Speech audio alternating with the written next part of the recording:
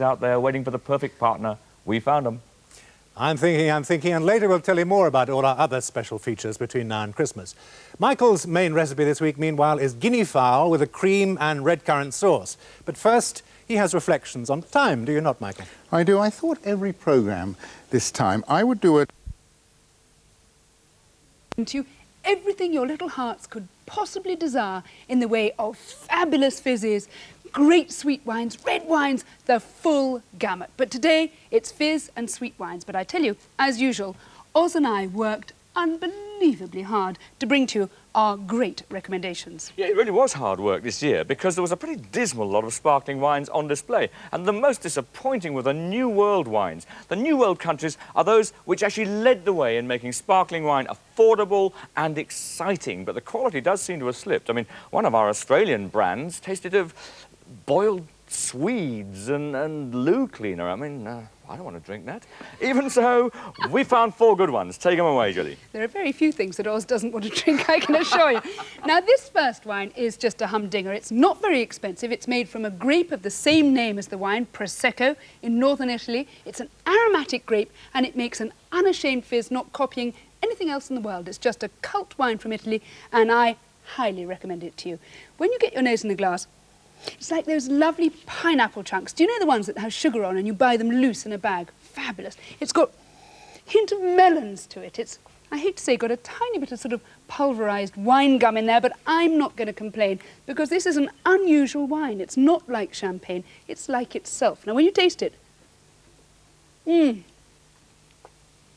fresh, bright, zingy, really sets you up. Now, the key thing with this is freshness. They try to make it as young as they can. Well, it's clearly what I need immediately then. No, I think it's delicious stuff, that. Now, my sparkling wine comes from South Africa. Now, that's the New World country that seems to be getting it right at the moment. And you smell this. And it's got such a clean smell. It's got sort of melons and apples on it, but it's also got a creamy roundness to it. That foams up in my mouth. The bubbles go mad in my mouth. But the fruit's still there. It's melons and it's apples. It is nectarines as well. And there's something extra, a sort of creamy spiciness about it. Now, that comes from the fact that he's fermented some of his wine, this guy, in oak barrels. That's made the wine rounder and spicier. I mean, this guy actually says he's looking for the perfect magic bubble without any crooked or sharp edges. He says he actually works inside the bubble, which sounds to me as though he's probably one gulp short of a full glass, but never mind. He can make excellent fizz.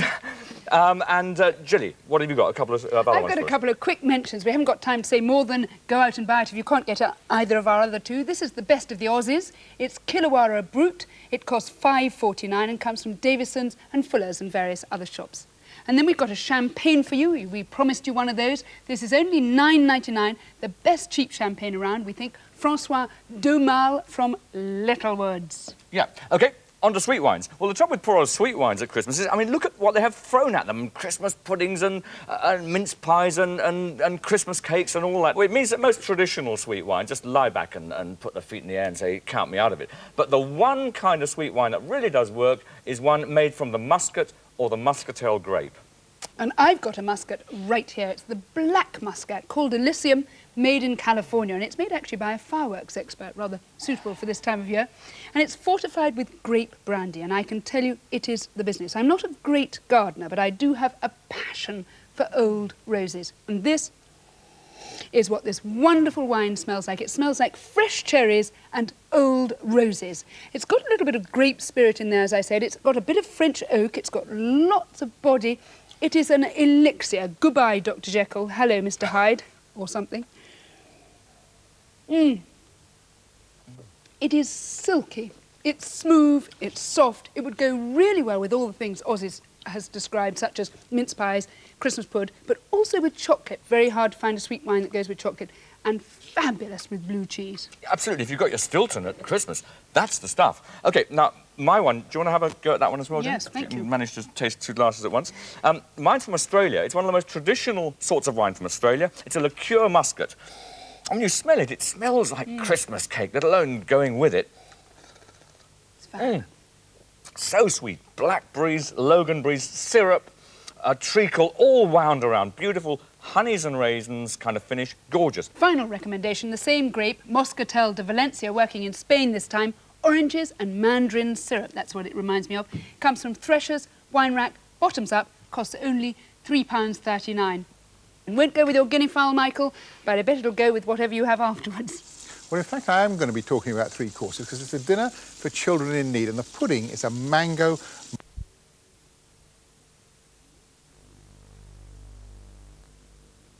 Would find it quite shocking. I'm not diminishing it. I think it's a great wine. Yeah. It lives up to its name, but it's not 62 quid for me. Yeah, this is the whole thing about the classic wines of Bordeaux. Classic is actually an acquired taste, and you're going to have to spend a lot of money over a lot of years if it's got an acquired taste, and you have to decide, do you want to acquire that taste?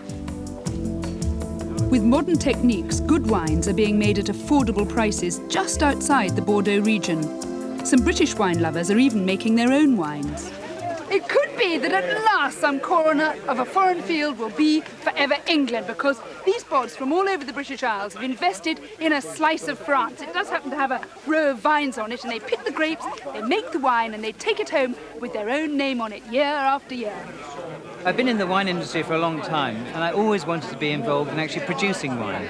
So I bought this property in 1985 and started from scratch because it was very run down, and we replanted the vineyard, redid the winery, and then I suddenly found that one needed the customers.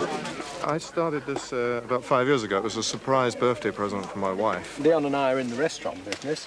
Oh, really? And, yeah. What, you two? Yeah, that's my brother Leon.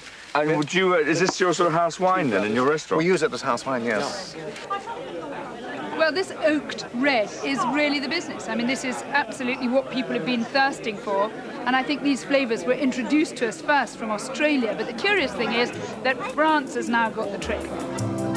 An empty vineyard is the sign that the fun's over for another year. For the Brits, it's homeward bound to enjoy the latest vintage.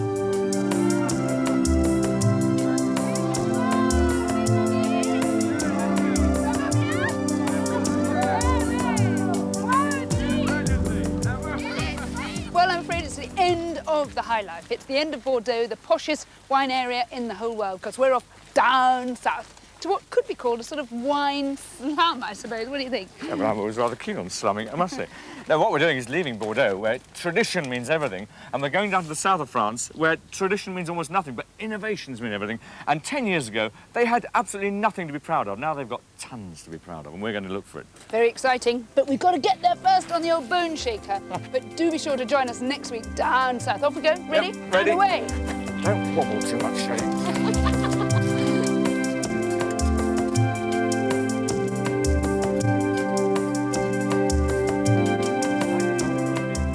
I must say we had a lot of fun. Now, Bordeaux, of course, is a region with colossal strengths, fine red claret being one of them. Wondrous red wines at rather colossal prices if they're really good. They also make marvellous, intense, luscious sweet wines, Sauternes, for instance. But what you mustn't overlook is that it's a colossal wine-producing region. It's bigger, let's say, than the whole of Australia. And although the standards are improving immeasurably in the cheaper reds and cheaper whites, there are still some wines that are a bit of a disappointment. So don't think that Bordeaux on the label is a passport to heaven, because it isn't. Now let's look at white Bordeaux. This used to be a real letdown. White Bordeaux used to be dismal, sulphured, rather sort of stinky, skinny sort of stuff you didn't really want to drink. And it now has pulled up like fury, and this one at £3.59 is very nice. It's made from the Sauvignon and Semillon grapes together in tandem, and it's got lovely meadow sweet hints to it. It's like new mown hay. It's got that Sauvignon greeny edge, but it's got honey in there as well, which I like. And good breadth and depth would definitely stand up to your Christmas turkey. OK, now on to a lesser red. Now this comes from the Entre de Mer. It's made by a woman, and it's made in very delicate, friendly, fruity sort of style. It's a bit like a sort of Beaujolais answer to claret. You've got damsons in there. There's a lot of Merlot grape. You've got damsons with slightly tart skins as well. You expect that, but it's got lovely modern fruit. Again, a very good price, but don't hang on to it. It's a young wine. Drink it now, this Christmas. Don't keep it till next Christmas. Now on to the second wine from a goodish chateau in the Côte de Bourg, which is across the river from where we were in the Médoc. And this is a more serious, meatier sort of claret. Nose in there, you've got lovely sort of damsons again, hedgerow scents and flavours. It's chunkier altogether though. It's got more of that drying in the mouth tannin, but that seems to push the fruit forward, and it's excellent wine to have with food. And all of these I recommend heartily for Christmas dinner this year. Now is the hour for the reds then. That's it for this week. Michael, what are you tempting us with next time? Well, it's the countdown to Christmas going. Languedoc winemaking region, where some of the winemakers have thrown the rule book out of the window to make some well-priced, dazzlingly flavoured wines, and we're going to have the pick of them to recommend to you next week. And finally, there'll be more Christmas recipes when the Cooking and Kitchen Show opens at the NEC in Birmingham on Thursday. You can still book tickets by ringing the information line. The number is 021 767 4000, or you can pay on the door. Are not traditional at all. They're these newfangled ones named and made out of a grape variety imported from elsewhere. Now, I just want to mention that when you look at the label, you won't see the classic designation of quality Appellation Contrôlée. That's because they've broken the rules and they're not entitled to it. Doesn't mean they're not quality wines. I tell you, when you taste them, you'll see their quality through and through. Now, this first wine's made by Hugh Ryman, as it happens. And it's so oaky, it's like walking into a timber yard. It's like chewing pencils. But when you chew pencils, you don't get that lovely honey, that lovely silkiness. Really round, it's soft, and it's very good value. Now on to another wine made from a single grape variety, the Syrah, which has been introduced really from the Rhône. It wasn't grown much down here. It was too posh to be in the Languedoc, quite honestly. And this is made by an Australian under the watchful eye of Hugh Ryman again, and he has packed all those modern, juicy, fruity flavours into the glass. I can't tell you, it's like pureed raspberries. It's just gorgeous. It's summer pudding put in a liquidizer. Simply lovely. And now on to a traditional wine, a Corbière. Now you're into a mightier number here. It's made from the traditional grapes of the area, stronger than wine, sometimes by as much as 100%, so watch out. Now they're the sorts of drinks that you usually sip before or after a meal, but in my experience they're much more versatile than that. I can think of innumerable occasions where they're quite yumptious. Now we're going to talk about sherry first. Yeah, dry sherry is not to everybody's taste. In fact, it's one of the most unique flavours in the world of wine. I've got a Fino here, which is the most traditional sort of dry sherry, and it's made by one of the most traditional companies in Spain, and I want to be shocked by this flavour. Oh, yes, and when I first opened this bottle, it was as though I'd walked into a hospital ward. It had a sort of surgical spirit, ether kind of smell, and it still has it. This sort of sweet, sour tang to it, but it's weirdly irresistible, and I'm going to have to actually get some of this in my mouth. Yep, it's bone dry. That tang is still there. It's also got a sort of bread yeast kind of quality and a woodiness, like some strange forgotten stairs at the top of a house, something like that. These are strange, gaunt flavours, but they're exactly what I want in a dry sherry. Now, they're there because they use this method whereby they have a film of yeast over the wine, which sits there for year after year, keeping it very, very fresh, but imparting these curious, wild and wonderful flavours into the wine. I must say, I love them. Now, this wine that Oz was recommending was 17% alcohol, and the one I'm recommending is only 15.5. It's a streamlined, slimline version, if you like, and it's gorgeous. It's a manzanilla.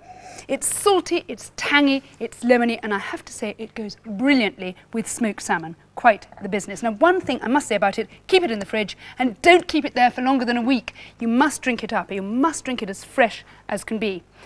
Now I'm moving on to something, an old Amontillado, which is 18.5% alcohol, for your information, which is actually like the Fino, but a stage further on. It's 10 years old. That floor that Oz was talking about, that blanket of yeast, died off long time ago, allowing in the air, beefing it up. It's got more alcohol, it's got more colour, and it's got more flavour, really. You get your nose in, nuts and raisins. It's like spiced mandarins. It's absolutely lovely. But the most amusing part about it to me, because I like dry drinks, is that when you taste it, it's rich but dry. Hang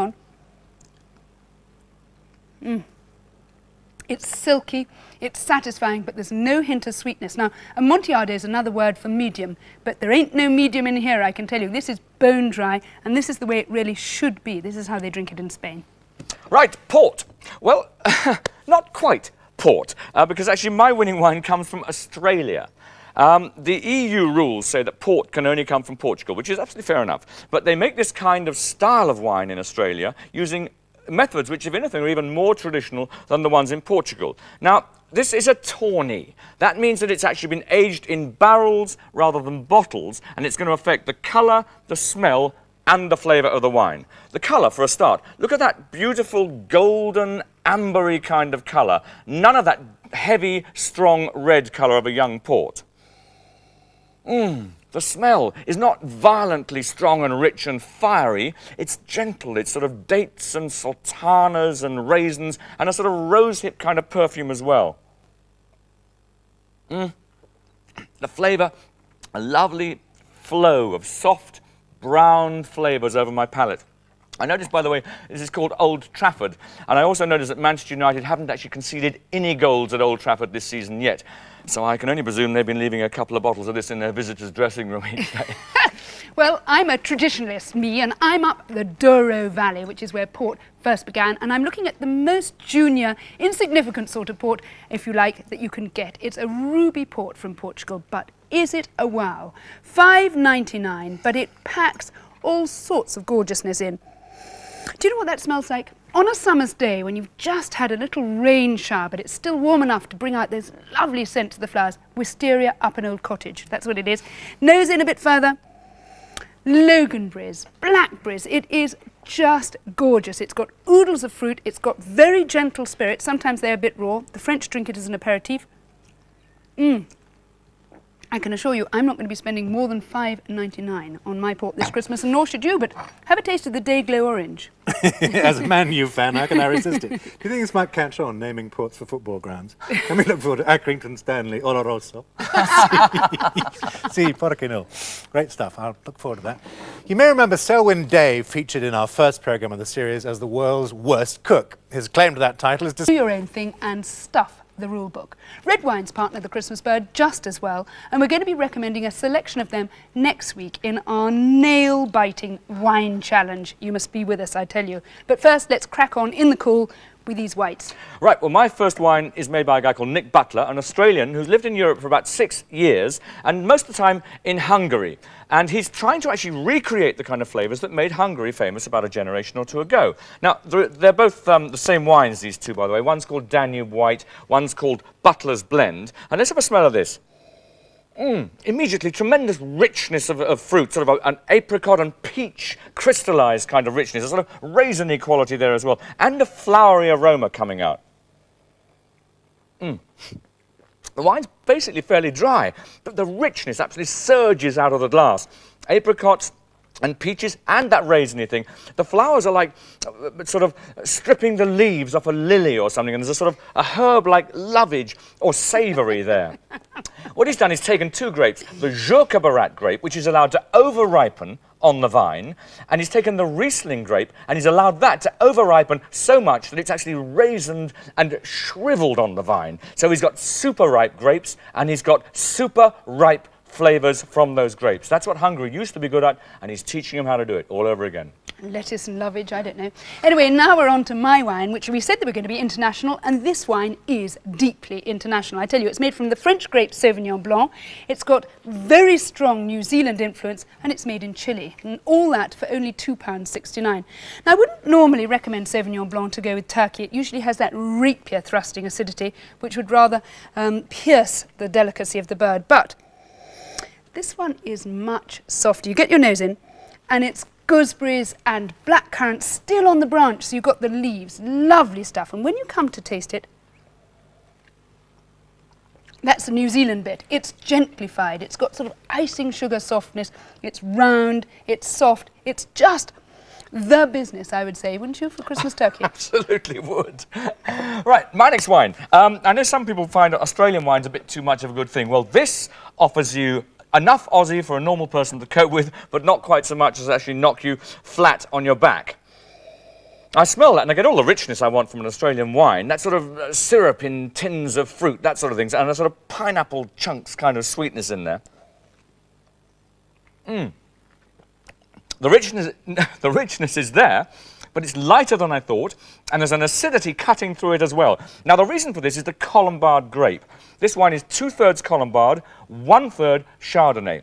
The Colombard is a cheap grape which yields large amounts of high-acid fruit, and the Chardonnay is an expensive grape which actually yields smaller amounts of fat, rich fruit. You blend them two together, you get lightness and freshness and richness, and you save a lot of money. Simple as that. Now, if you want a Chardonnay to knock you for six, this is it. It claims to be the best-selling Chardonnay brand in the world, Glen Ellen from California. Now, it is a wine and a half on the bouquet. Wait till we get to the flavour there. Get your nose in. It is just like the most exotic tropical fruit salad. There's melons, there's papayas, there's a bit of pineapple, there's everything you could possibly want in there, plus some vanilla and some smoke. But when you come to taste it,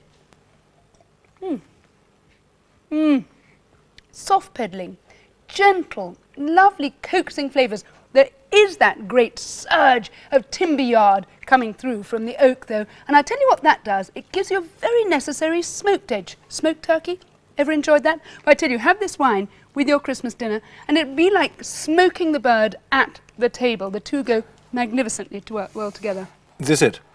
I think it is, Chris, you're in for a treat. Great price, great promise. Good stuff. Last week we sent London chefs Jean-Christophe Novelli and Gordon Ramsay to Chelmsford to try and teach Morris Austin. Oh, brilliant. There you go. Jeez, that does taste good. Tell me the price. Give me Priced in the £2.99 arena. £2.99, I like it. It's a fighter. Oh, that's all right. God, purple. Look at that colour. Yeah, I love that. I love it. It's so naughty, that smell. Most of the wine exported to Britain comes from here in South Australia, and most of the big companies are in this region, the Barossa Valley. Originally settled by wine-growing families from Germany, it quickly established itself as the country's first top-quality region.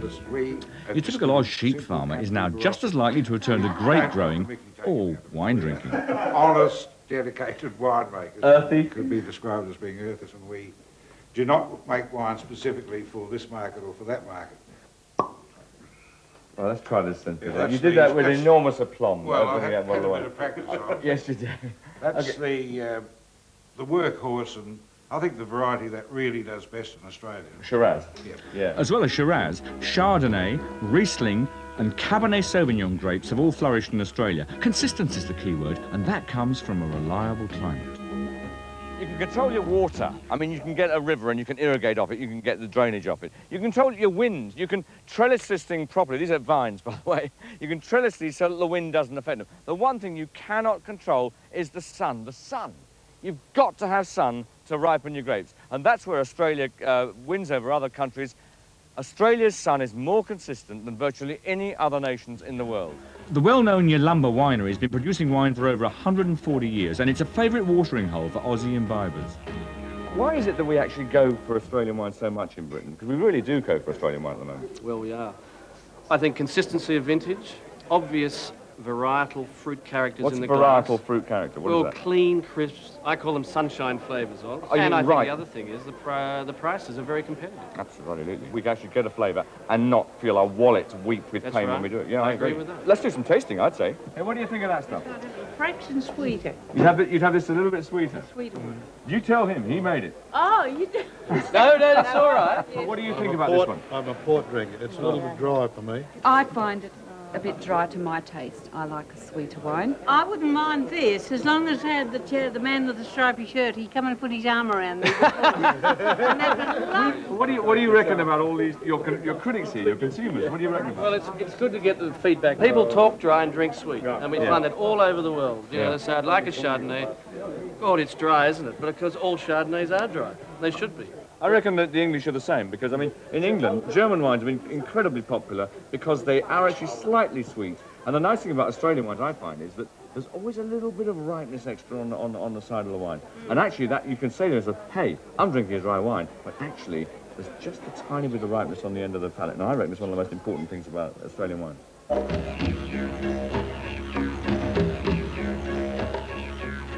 Come in a little bit here. Right. And Thomas, you come in here. I've got my hand on something here. I don't know what it is. Okay, now, on the count of three, I want you to take off your blindfold, okay? And I guarantee you, what you're going to get, you're going to love, okay? On the count of three. Let's do it. 1, 2, 3. Wow, gracious me, isn't that fantastic? This region, Marlborough in the South Island, is one of the newest wine-producing areas in the world. In less than 2 decades, its wines have built up such a high reputation that the old established classic wine regions have cause for concern. Well, here I am in Cloudy Bay. You may never have tasted Cloudy Bay wines because although they're available in Britain, as soon as they come into the shops, they're seized. Out they go because they're that popular. Now, Cloudy Bay is a very new wine company, but all sorts of small wine producers are growing up in this area, growing grapes in this area, because they believe that the grapes grown here can make the best Sauvignon Blanc wines in the world. And they could be right. A bonanza barbecue. We all get in the mood sampling the wine. I've got a new wine for you to try, gentlemen. It's Hunter's Sauvignon Blanc 91, the latest vintage. Have a go at it and see what you think. Very full. Very full wine. I find it a cheeky sort of wine as well. Cheeky? It does. It's, as you take it out into your palate, it's really gives you a bit of a tingle. It's lovely. Well, that's very nice. It's very, a little too close to the southern fence, I think, the grapes were.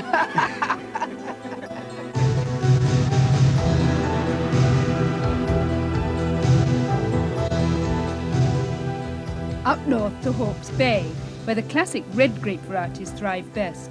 You'll find them on the shelves at home, either as wines made from a single variety, such as Merlot, or as blends. So I've come from the kingdom of the zingy Sauvignons, which is Marlborough in the north of the South Island. I've come up to the east side of the North Island to Hawke's Bay. And if anywhere in New Zealand could lay claim to making red wines, to having a red wine speciality, it's probably Hawke's Bay. They make the most lovely, pungent, intense Cabernet Sauvignons. They also make Chardonnays, but for a red wine producing area, how suitable that they produce a lot of meat as well, lamb and venison. New Zealand's very technologically advanced in her wine production, and a lot of her expertise stems from her knowledge of the dairy industry. But however space age her wine production becomes, she can't afford to do without one old tradition of winemaking, and that is oak barrels for the maturation of the wine. Here I am at Cook's, and the oak that goes into these casks here, used to age her wines, comes from, would you believe, a forest in France. You're having a taste of the Esk Valley Cabernet Sauvignon Merlot, 1990. Swirl it around and tell us whether you're going to have this on your shelves. Ooh. It's a good swirl. It's delicious. Is it good? Talk us through it, Rosemary. Are you going to take it? If the price is right, everything is in the glass. It's full of fruit. Very good. Yes, it's got a nice warm ripeness to it, which sometimes New Zealand reds haven't had in the past, but this is a really very smooth red with a touch of oak in there. It's excellent. Of all wine areas I visited, I think this is the one I'm saddest to leave. The air is so clean, so pure. Everything feels so untainted and natural. These marvellous conditions are reflected in the vivid, vibrant scents and flavours you find in the food and, of course, the wine. New Zealand's only a young wine-producing country as yet, but my belief is that wines that have just started to simmer, they're still al dente, they've still got loads of fruit, loads of flavour, but it's not too aggressive. It's tart but somehow sweet. It's big but delicate. You know, it's sort of challenging but cosy. It's the sort of wine I love. It's my desert island wine. Well, I'm going to go on to Eastern European whites. Now, we did a tasting a couple of years ago. We couldn't find a single Chardonnay or Sauvignon Blanc that we thought was actually any good. And suddenly there was a knock at the door, and this messenger, exhausted, staggered in from Heathrow, bearing these sort of medicine bottles full of this murky liquid. And we opened them up, and they were wonderful, tangy Sauvignon Blanc and soft, round Chardonnay. And they were the first wines made by Englishman Hugh Ryman in Hungary. Now, we always used to think, well, the New World is Australia, New Zealand, California, all that. Well, New World's not just where you're situated. New World's also how you think. It's what your ambitions are. It's what your dreams are. And the New World is also now appearing in Slovakia. It's also appearing in Hungary and Moldova. I mean, little Moldova. Moldova's hardly bigger than Belgium, yet it's got 3.5 times the vineyards of Australia. And most of those are planted in the great French varieties brought there 100, 150 years ago. Excuse me while I spill wine all over Jilly. But what we get here is a lovely fresh wine. It smells of apricots. It's got a sort of lemon sherbet zizz running through it. And that little bit of clove spice from the oak as well. $2.99 a bottle. That's a new world worth fighting for. Now I'm going to look at Spain and our first red. Now the wine I've got in my glass is Vega de Moriz Valdepeñas Sensible, and it costs £2.89. Now Spain's wine fortunes have always gone up and down like a seesaw ride, and just as they began to take yet another plunge with Rioja prices soaring out of reach, along came Don Darius, Don Hugo, Don John, Don How's Your Father, Don Everything. They were very cheap, very seductive red wine with a classy, oaky taste, and that's what we were looking for. Now, Spain's got the grape varieties. Tempranillo, that's the Rioja's mainstay. It's a fabulous grape, and mixed with oak, it gives those lovely vanilla-y, fruity flavours. Down in Valdepeñas in the south, it's called Sensible, and it's the grape of this wine. They've got the expertise too, and most importantly, they've got the sort of economy which means they can make good wines very cheaply. Now, we've been through all those oaky wines, and they're delicious, don't get me wrong, but suddenly they've got the confidence to give us unadorned Tempranillo or Sensible, and this is it without oak. It's fruit all the way. It smells of butterscotch. Wow, it's good. It smells of cake. It's junior. It's easygoing. I can't think of a plate of pizza or pasta without it. It's easy glugging, fruity, simple wine. But if you're absolutely devoted to the oaky taste, don't despair. There's still oaky ones about. The best at the moment, I think, is Tio Vito at only $2.49 this month. Right, Chilean Cabernet Sauvignon. I can remember the first time I tasted this stuff. It was like having a mouthful of celestial essence of Allen and Hambury's blackcurrant throat pastels. And then you shove a bit of mint on that and a bit of a sort of enticing smokiness, and you got it. Sort of red wine bliss on wheels. Well, I'm afraid it's not quite just a buzz any longer. The Chileans have got rather successful, and they've started taking themselves a bit too seriously. The red wines are based on the Bordeaux grapes on the whole, and I must admit most of the wines are now tending to taste rather dry and austere in the Bordeaux way. But we've found one which is gloriously Chilean still, and that's the Tesco Cabernet Sauvignon. And you smell that one. Yes, there it goes. That great rush of blackcurrant is still there, and a nice round softness, a creaminess from the oak barrel. The fruit's all there, no hard edges, the wine's dry, but it's not serious. If you want the Chilean experience, this is it. Now to my... Why go out of your way to buy wines from unusual places? Well, I can give you 3 very good reasons. First, the chances are if they're little known, they won't have much of a reputation to support, and so they'll be cheap. I'm all for that, and I've got some good, cheap recommendations for you today. Second, some of them are genuinely interesting in their own right, no matter where they come from. And third, if you're a bit hard up for something to talk about, why not get a wine from an unusual place? Oz has got a couple I know. Now, look, it's very, very easy to just stay with the old predictable favourites. Chardonnay, Sauvignon, Cabernet, France, Australia, Spain, all that. But it's a great pity, because there are lots of countries in the world which have either got very, very old winemaking traditions that are just longing to be reawakened by our interest in them, or there are some countries with very, very new traditions just starting out on the world of wine. We've got some of both for you. Well, the first one I've got comes from Moldova, which is a country that was formerly part of the Soviet Union. They've been making wine there for a very long time, but they haven't been making the sorts of wines that would star over here.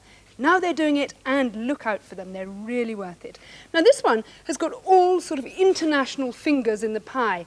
There are Frenchmen, Australians, New Zealand. They've all got their fingers in there to try and give as much lovely, classy, modern fruit to this Merlot. And I tell you, they succeed. It smells like a delicious blackcurrant pie. It's got all those lovely sort of slightly burnt pastry elements, lovely curranty fruit. It's a scented wine. It tastes scented wall to wall. There's a little bit of firework jabbing in there as well, but it is a lovely, modern, classy wine at a remarkable price. Look out for it. My first wine here comes from what must be the oldest of the New World winemaking countries, Mexico. I mean, the conquistadores from Spain arrived there in 1524, and the first thing their governor said to all the settlers was, plant vines. So anyway, this one comes from right up on the Californian border, and it's got a ton of flavour. Oh, it's got such a wonderful violet kind of scent and deep, dark black fruits like damsons and loganberries and things like that. It's smashing stuff. I mean, it's amazing that this has not been actually discovered before, because it's quite aggressive in the mouth. It really wallops your palate a bit, but then it spreads out into this gorgeous damsons and loganberry kind of fruit. That violet thing is still there, and there's something like bay leaf coming through as well, tarragon, bay leaf, something like that. Now, this is called the Petite Syrah grape. It's not the same as the French Syrah grape or the Australian Shiraz grape. It's an unfashionable, relatively unknown grape, but it's all the better for that. And doesn't it pack a punch, eh? Oh, yeah.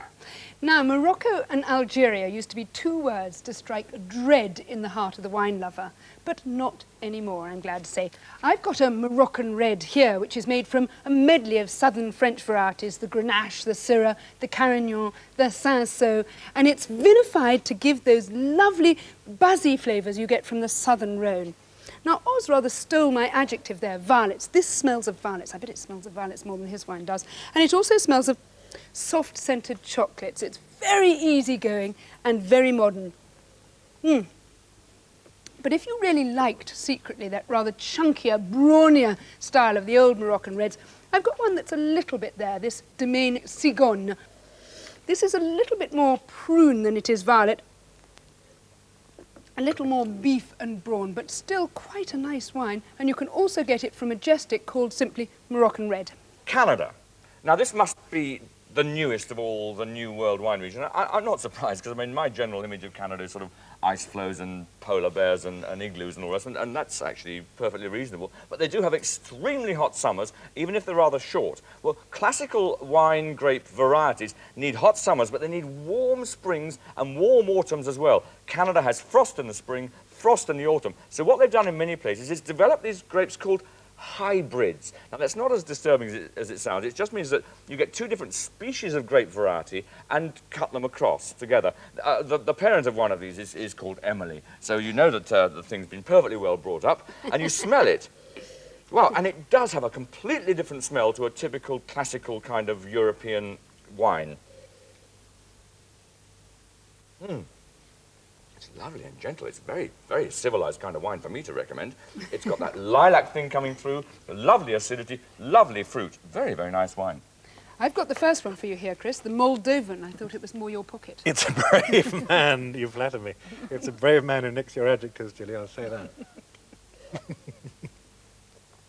Not a bad 3 quid's worth, is it? No.